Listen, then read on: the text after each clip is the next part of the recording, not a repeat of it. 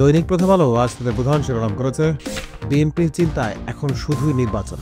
রাষ্ট্রের বিভিন্ন ক্ষেত্রে সরকারের বিষয়ে দলটি মানদণ্ড হিসেবে নিয়েছে 17 অক্টোবর রাজনৈতিক দলগুলোর স্বাক্ষরিত জুলাই জাতীয় সনদকে।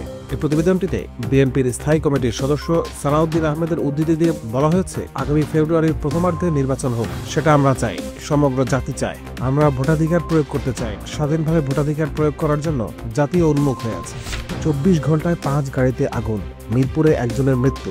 দৈনিক প্রথম আলোর একটি শিরোনাম।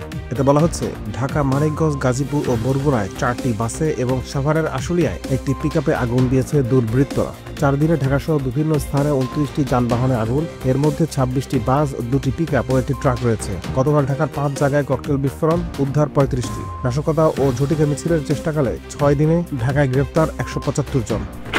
দৈনিক সমকালের প্রধান শিরোনাম, প্রধানমন্ত্রীর ক্ষমতা কমবে, সংবিধান সংশোধন কঠিন। গণভোটে হ্যাঁ জয়ী হলে যা হবে, সাংবিধানিক প্রতিষ্ঠান নিয়োগে একচ্ছত্র ক্ষমতা থাকবে না। সংবিধান বদলাতে উচ্চকক্ষের সংখ্যাগরিষ্ঠের সমর্থন লাগবে। উচ্চকক্ষের সংখ্যাগরিষ্ঠতা অর্জনে দলকে 50% ভোট পেতে হবে।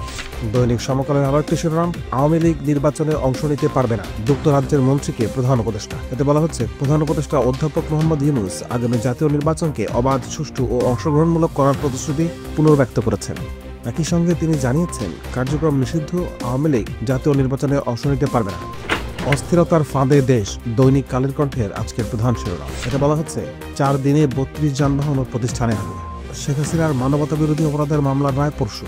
যানবাহনে চড়তে ও শিক্ষা প্রতিষ্ঠানে যেতে বেশি ভয়। ঢাকা ও আশেপাশে 12 প্লাটুন বিজিবি মোতায়েন। বিভিন্ন স্থানে আগুন, ব্যাপক সতর্ক অবস্থায় আইন শৃঙ্খলা বাহিনী। দৈনিক কালের কণ্ঠের একটি শিরোনাম, জনমতের সঠিক প্রতিফলন না ঘটার আশঙ্কা, জুলাই জাতীয় সনদ গণভোট। এ বিষয়ে সংবিধান বিশেষজ্ঞ ও জ্যেষ্ঠ আইনজীবী ডক্টর শাহাদিন মালিকের উদ্ধৃতি দিয়ে বলা হচ্ছে, গণভোটে মতামত জানানোর বিষয়টি সহজসাধ্য হবে না, ব্যাপক প্রচার চালাতে হবে। প্রধান উপদেষ্টা বিভিন্ন পক্ষকে খুশি করতে চেয়েছেন, কাউকে বাড়তি সুবিধা দিতে চেয়েছেন, বললেন বিপ্লবী ওয়ার্কার্স পার্টির সাধারণ সম্পাদক সাইফুল হক। সিপিবির সাবেক সাধারণ সম্পাদক রুহিন হোসেন প্রিন্স বললেন, হ্যাঁ জয়যুক্ত হলে সংবিধান সংস্কার পরিষদ গঠনের যে কথা বলা হয়েছে তা গ্রহণযোগ্য নয়। এবি পার্টির চেয়ারম্যান মুজিবুর রহমান মঞ্জু বললেন, ডক্টর ইউনূসের ঘোষণাকে ইতিবাচক হিসেবে দেখি, এটি মেনে নেওয়া ছাড়া আর কোনো পথ নেই।